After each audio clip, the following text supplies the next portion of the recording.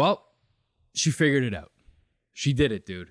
No politician could figure this out for years. 4 years.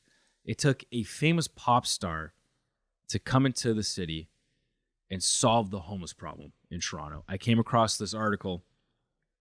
It reads, City of Toronto clears encampments near Rogers Centre ahead of sold-out Taylor Swift shows. And now everywhere online or on the street, if you just bring up the topic of Taylor Swift in Toronto, all anyone has to say is the same goddamn thing, and that's, well, clearly they could solve the homeless problem. You know, Taylor Swift comes into town. Clearly they have a solution for it. They could figure it out. They just pick and choose when they want to do it. Here's the thing, bro. No, you didn't. No, you didn't. You didn't figure it out.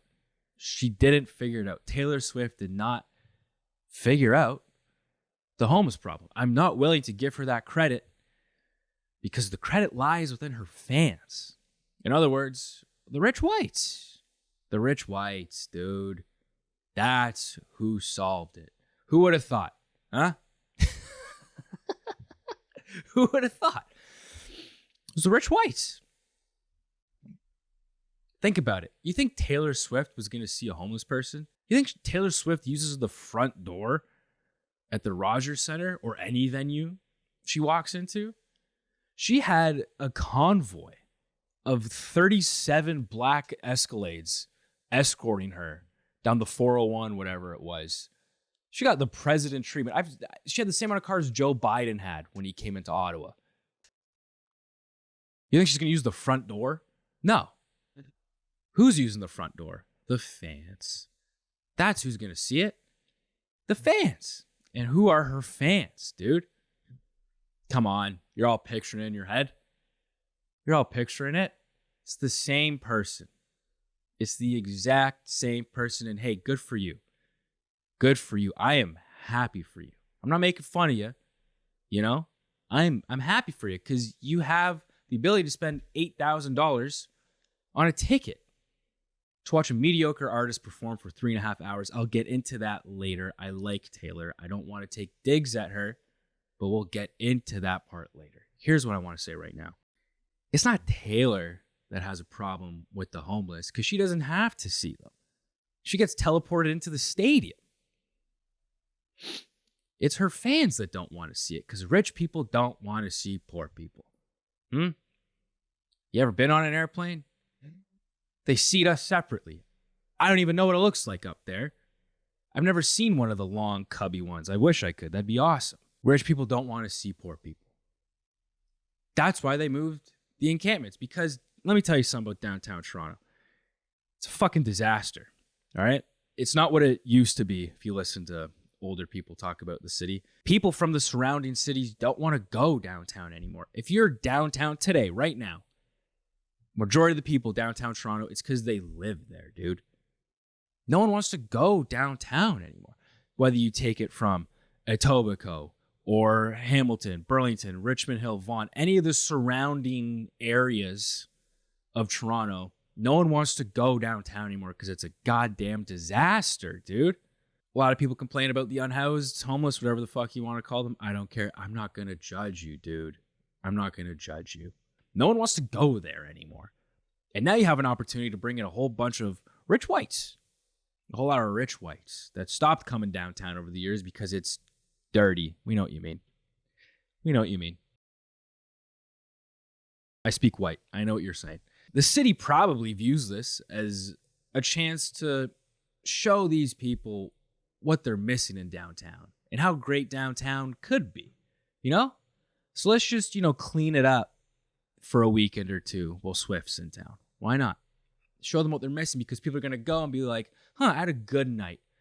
Kind of forced to because I spent $12,000 on tickets. Better have a good fucking night. But, Toronto was fun. I saw a killer 3.5-hour show, had a good evening in the 6. And why don't we come down here more often? It's been years. Hey, hun. Hey, it's been years. Deb, it's been years since we've been down here. Why is that? How quickly they forget when you put little beads around the city, little friendship bracelet, statues, clean it up, make it look pretty, and make them think that they remember what they missed about Toronto. Clean it up a little bit. Show them what they're missing. That's who it's for. Don't give the credit to Taylor. Give the credit to her fans. And I don't mean credit as in it's like a good thing. They just moved them into where they should be anyways. They're in a shelter now. They moved people from these tents into a shelter, dude. And that's a good thing. Here's another quote I wanted to read, which is bullshit. It says here in the article, in a statement, Baker, who I think is like someone on the police force, said that it is standard practice to look at all aspects of safety for residents, businesses, and visitors when large-scale events occur. In the area around the Rogers Center was prioritized for outreach work, yada, yada, yada, yada, yada. Let me ask you this, Toronto. Would you have cleaned it up for little TJ? Huh? Little TJ comes into town, you gonna tear down those tents? Oh, Kodak Black Show or NLE Choppa, huh? Let's up the stakes a bit. We'll go more mainstream. Drake.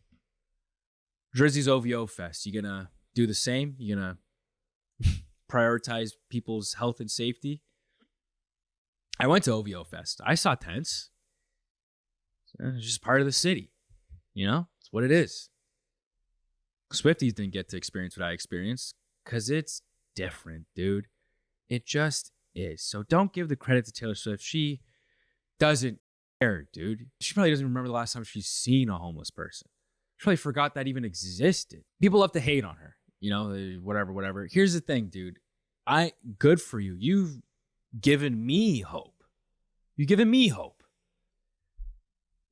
People lined up out the door, figuratively, on Ticketmaster to buy your tickets for $18,000 to watch a mediocre artist perform for 3 hours that can't dance, dude. And that's a good thing. That's a good thing. That gives guys like me hope who want to do something as you're watching this.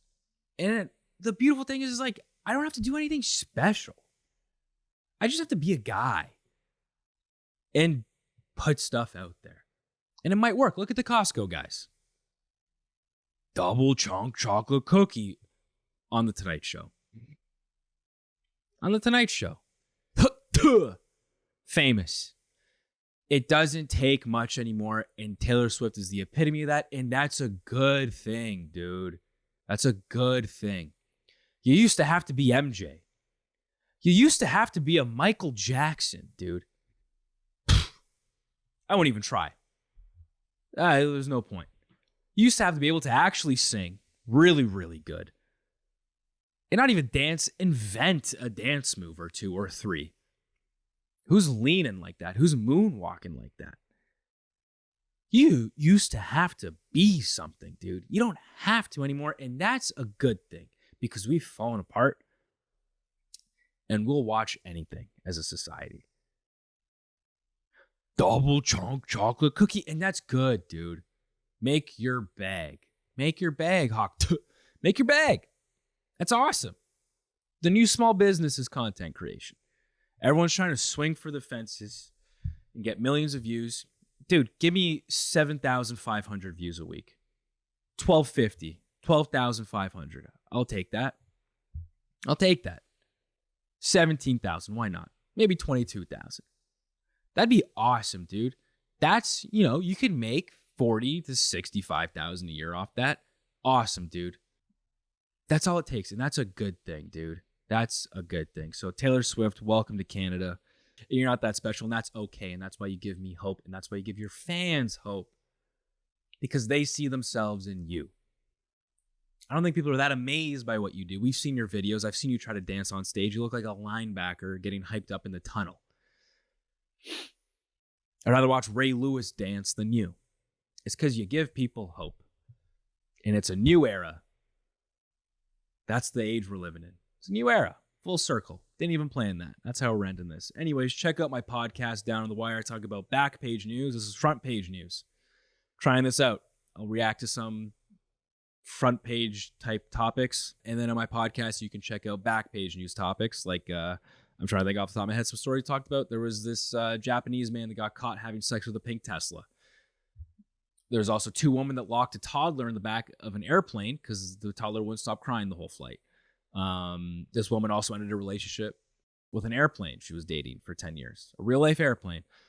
So I find weird stuff around the world, and I get comedians to react to it on my podcast. So check that out. And I'm going to start doing this more. If you like it, please like, subscribe. If you don't, dude, don't dislike. Don't be a fucking loser. All right? Just leave. Go watch something else. All right? If you're going to comment, please be nice.